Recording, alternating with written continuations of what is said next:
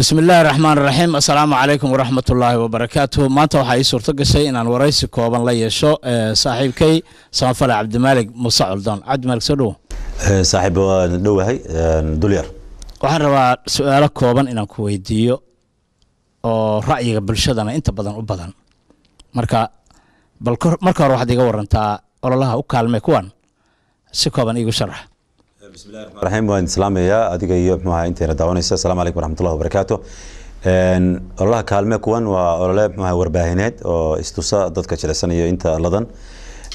waxa uu intii aanu ku jirnay ama geediga aanu la soconay warbaahinta ayuu nagu soo biiray dhexda ayuu naga soo kordhay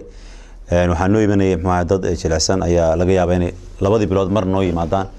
sanadku 2011 ayuu maxaa bilaabmay yar buu socday marka in la soo bandhigo oo la yiraahdo maxaa war qofkan dhibaataysan ummadda waxa loo taro kiiba maxaa sii kordhay muqbahayaashii badanaaba wax way koobeen oo inay xaaladaha baahiyaan laakiin Cabdi Maalik ahaan iyo asxaabtii la shaqeynayay waanu iska wadnay kolaan muqbahayahan ka shaqeynay iyo Facebook-yada iyo baraha bulshada in qofka u dhigno ayay noqotay wixii baa batay oo markaas aan u sameynay magaca la yiraahdo kaalme kuwan sumad gaar ah u yeesho runtii barnaamijkaasi waxa weeye meel badan guul ka gaadhay ilaahay maadi xaalada badan baa runtiina soo maray oo yani markaan soo xasuusto yani si gaar ah ii farxad gelisa oo yani inaan guul gaadhay yani qof yani guul ka gaadhay nolosha ayaan dareema marka xaalad aan ka bixino dib idinka ilaahay salahan nin ku xidhnaa burco 8 sano oo aan la garanay ehelkiisu xitaa aanay ku ogaan jeelka ayaa loo yar xanuunsanayna oo dhimirka ahaa يعني هو بفضل الله برنامج كاس أيانو ما كذا صارني إنه يروح شادي للعرب كده أدو وينا ماليزيا يا الله دري كده مركز قال الله سوروري نكيب ما هذه سلسلة ما لقطة شرطي الحمد لله ما أنت برعو دقيقة قريبة يا برنامج كاس اللي قاعد يسي يعني ما هذا قالنا والله هي يعني حالتها نوع عسوكلا يعني برنامج كبرعو قبل عامي إما كمال مهن بريان ده مقدش أن ما الناس أنا برنامج كبحوا رنتي أوبلارينو رجابة وان تجني لاس عرض وان تجني يعني مية بدن بان محاطين وحن سكوت دينا برنامج كاس بالجارسينو يعني جوابه بدن برنامج كمركا كلمة كون يعني محا ساس وكبلامي إن شاء الله وحن رجعنا محا إنه محا ده ورباهين إمكا وحن كفكر إنه بل إنه قاب كان ورباهين تنو يهاي إنه كجدبه يعني هياد معها هياد يعني محا سيدا قاب كهيدا وشقيسة نظام كهيدا هل معها مركا وحيابها عقبتها نقولكم هياد ما دام أننا هين dhibba maxaa naga hor timaado laakiin marka ay noo timaado hooyo ilmeynaysa iyo maxaa qof xanuunsanaya xaaladiisa aanad baajin karayn dul yaro maxaa ma joojin karaysid laakiin insha Allah waxaan ku fikiraynaa maxaa istiraatiijiyad inaan u sameeyno ka duwantan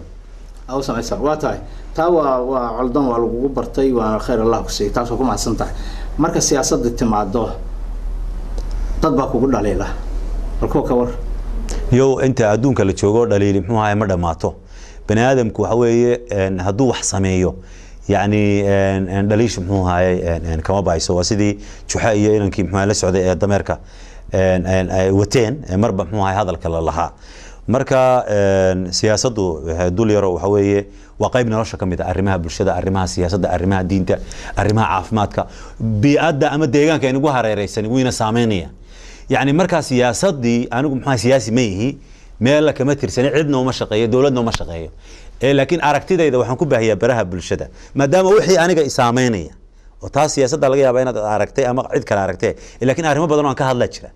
أو حتى محا تي أقوانت محا مركز أركود عن كهذا الله مركز وحي وكسامينية مركز وين الموقف كيالته نلاش أنا وعن قوان صدي وحكست أو صوكر ده أو صوبيرة إن الموتيو ماشي عن كتاجناه سببته درين بايقول شراء إنه إلهي ويدينيه وحا محاد كتري آموسك مثلا ظلم ياتك آموستا دول ويدينيه عد كي يقول مك ميل فوق بقارية سامين تسلي مركب حنو هذيك سنية إن هو عد كي جاس وأن رات كل ربو هدي وظلم شراء هذا ظلم جهلا تشوتيو هدي وحق شراء ما حق هلا الراعو إن ومدي رنتي وحي أوبا هنتا هنا إني ساوى سميان لماتين أنا كقرا معها إن حق فيسبوك أنا كقرا فيسبوك يقول حوي وبوك يجار أكله وحسوس قرك يجي أكله لكن تذكر إلى عركيان وفيسبوك وحوي قبضتكم مثل وحكوا صار دعوة وحكوا فكرية الرماها marka dadkii umad la wadaagaysa sida buuga badanaba gaar buu hanjir laakiin kiyo dadka maxaa la wadaagaya maaha laakiin muasasad warbaahineed oo gaar ma aha واتاي سياسة مركا أن لنا هاي سياسة كاللغومة إيدينية سوماليا سوماليلاند أمبا لغا هادليا واحد لغا هادليا waa inta cid kale hadda koonfur galbeed iyo Puntland iyo Jubbaland kala hadlaysa aan wali ma arkin maxaad ka aaminsantahay Soomaaliya Somaliland اليوم waa muhiim runtii muxuu ahaay inay dadku muxuu ahaay hadlaan oo ay dadku isla hadlaan oo isdhaliilaan oo ay istoosiyaan oo runtii waxa weeye aragtidooda waxa weeye waan soo dhaweeyaa oo waxa weeye raayigaygan laakiin maxaa ugu jawaaba يعني waxa jira runtii Soomaaliya hadday nahay arrimo badan oo muran ka taagan yahay oo xaqiiqo aynu ognahay marka haddaan hay Cabdi Maalik Sheekh Muuse Aldoon oo runtii yani asxaabta ila shaqeysay waxaan u banbaxnay inaan muxuu ahaay aniga iyo saaxiibaday يعني aanan ku eekaan waxyaabaha iyaga noo gaarka inaan ummadda hamigeedii inaan arrimaha qaar ka hadlo meel qaar ayaan isku qornay oo waxa weeye annaga isdirnay marka waxaan waanu isdirnay marka waxa weeye مثلا kale waxaan yani noo soo baxday laba arrimood inay Soomaaliya cadow ku yihiin oo dhamaantood cadow ku yihiin inay cadow shisheeye Soomaaliya leeyihiin aan iyaga ahayn iyo inuu cadow kale gudahooda oo iyaga kamid ah oo la yiraahdo qabyaalad inay leeyihiin marka hadda waa Soomaali oo dhan yani Soomaali meel kala digto dhan dhibaatadaas haysata waa loo sii kala badan yahay laakiin dhibtaasi waa mid guud marka waxaan niri iyagoo dadku muxuu ahay kala aragti siyaasadda iyagoo kala nidaam iyagoo kala dawladaha iyagoo Djibouti kala jooga Hargeysa jooga Gaarisa jooga Jigjiga jooga Muqdisho jooga inaanu bal muxuu ahay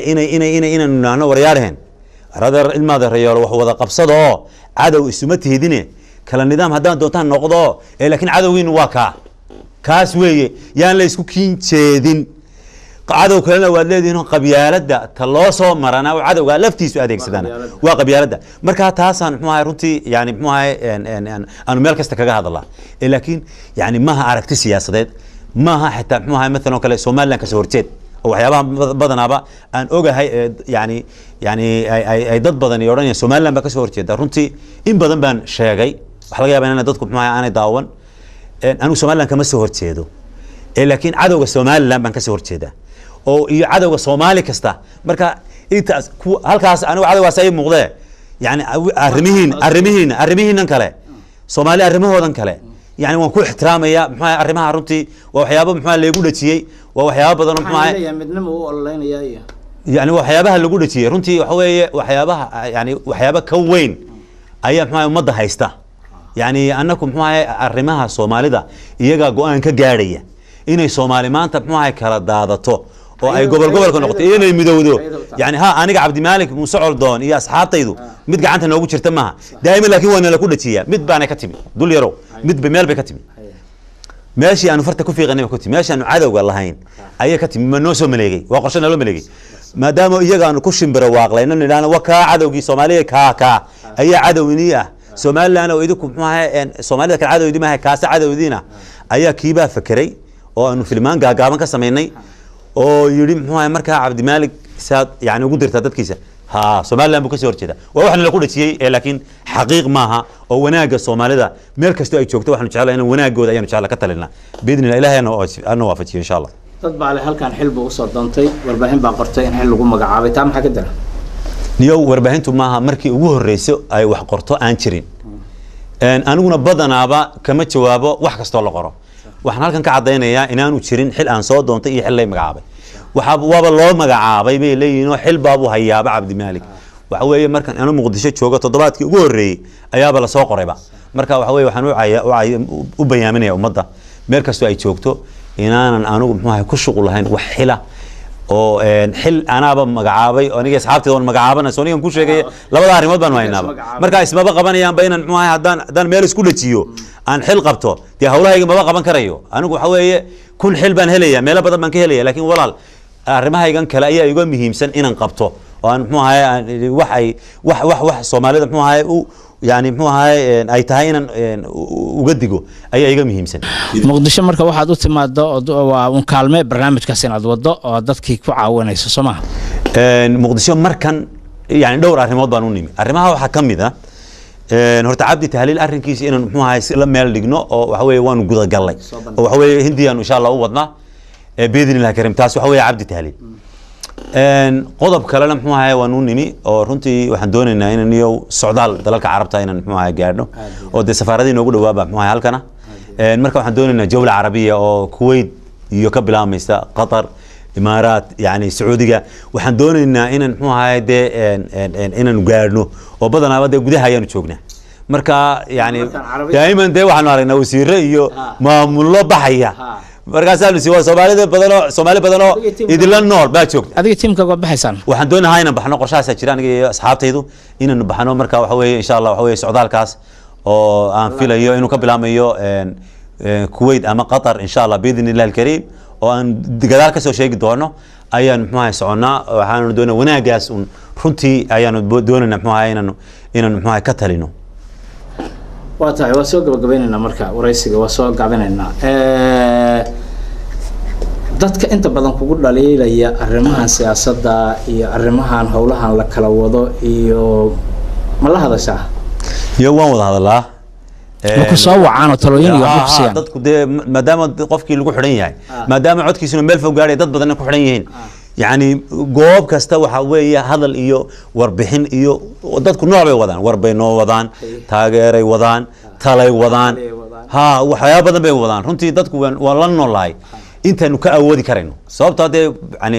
bogi baa buuxa Facebook kii kale account ka baa buuxa WhatsApp kii baa buuxa Fiber kii meel kasta Snapchat waa laga hadlaya marka intaanu ka awoodi karayno wax weeye dadku wax weeye way soo hadlayaan oo yani muxuu ahaay waxyaabo badan baan isweydaarsanaa inka ugu badan oo soo jeedinayaan maxaa kamid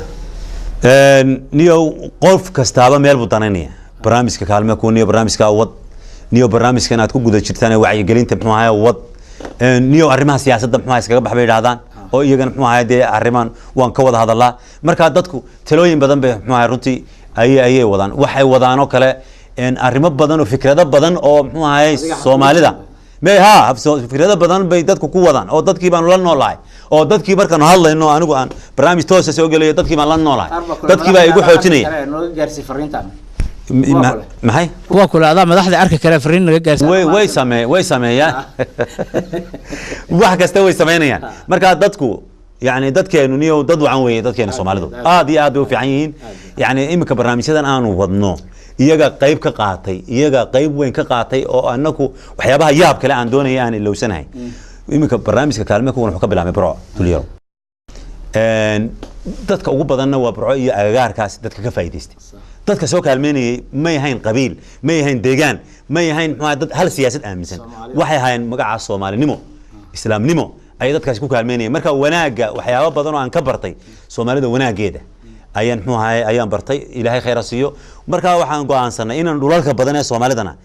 gaadhno oo yani Muqdisho imika dad baan ku soo bandhignay la soo kaalmeeyay sidii gabadhii daynay aan uga tagnay ilmo yar oo kale aan la kulanay qoys xaaladaan soo bandhignaa oo barnaamijkaas waa ku soo bandhig barnaamijka kaalme ku soo bandhig diiradaan saarnaa waxaan doonaynaa halkan waxaan noo qorshaysan inaan Garowe tagno waxaan noo qorshaysan Kismaayo waxaan noo qorshaysan Beledweyne insha Allah biidhnillah karim inaanu Soomaalida inaanu barnaamijyada nooc kasta ha noqdaan inaynu geynina marka Soomaali runtii waxa weeye dad yani muxuu ahaa wanaagsan waa tahay in sidaas mashquul u ah oo telefonkiisu busy yahay oo ka wada jawaabi karin oo WhatsAppkiisu buuxo oo Facebookkiisu buuxo oo maanta dhan dad xanuunsan iyo kuwa kaalmo raadinaya iyo kuwa tala wada iyo kuwa hambalyo wada isugu imaanayaan tahay markaad nasato maxaad samaysaa aan faraaqa helo nasashaa faraaqa yar markaa hesho maxaad samaysaa niyow arrimo badan baan muxuu ahaay sameeyaa waxaa jirta mararka qaarkood inaan haddaan fursad u helo waxaan leeyahay hiwaayad xagga sugaanta ayaan isku dayaa inaan wax yar qorqoro waxaan isku dayaa inaan sameeyo wax laxan la yiraahdo laxankaas maxaa sida maaragtay ereyada dadka ay abwaaninta ugu soo dhacaan gabaygu marka maansado ama ku soo degayso kale wax laxan oo kale marihii baad haysaa laakiin laxankii baa ka maqan miyaa laxankaan sameeyaa laxanka ayaa midhaha iga horeeyaba marka waxaad arkaysaa iyadoo gudahaygu laxan ka dhex guuxayo inaan laxan marka laxankaas wuxuu u baahdaa marka qaarkood inaan ku rikbo midho marna midhaha horeeya marka inaan laxan ku rikbo laakiin badanaaba waxa aan isku arkaa laxan baa igu soo dhacaya marka qaarkood laxankaas aan sameeyaa markan Burco joogo waxaan sameeyaa saacadaha aan faraaqada ugu badan helo ma seexdo horta anigu duhur kadib dadku duhurka ma seexdaan mana qaylo waxaan sameeyaa gaarigaygan ka haystaa xabadka kale ay xoogaa xanjaa labadaas aan jecelo waan iibsadaa baatu waxaan jida la yiraahdo waxaan maraa magaalada ayaan dhex maraa iyo koonayaasha magaalada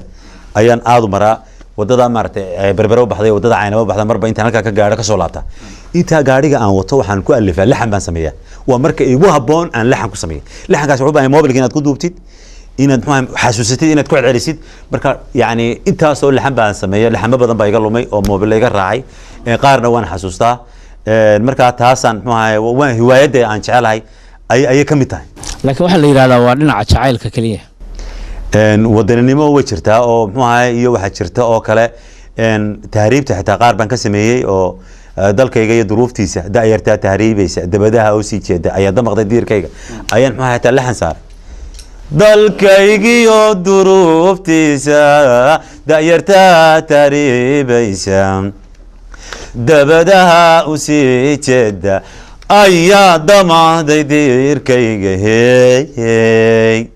ayaa ila dareemaya dayacada sii bahdaya doc kastaba ka soo foole sida dadka ina qaaday haddaad adigu duminayso midii aad ku dooxayso danta guud la luminayo daalime ku faankiisu hey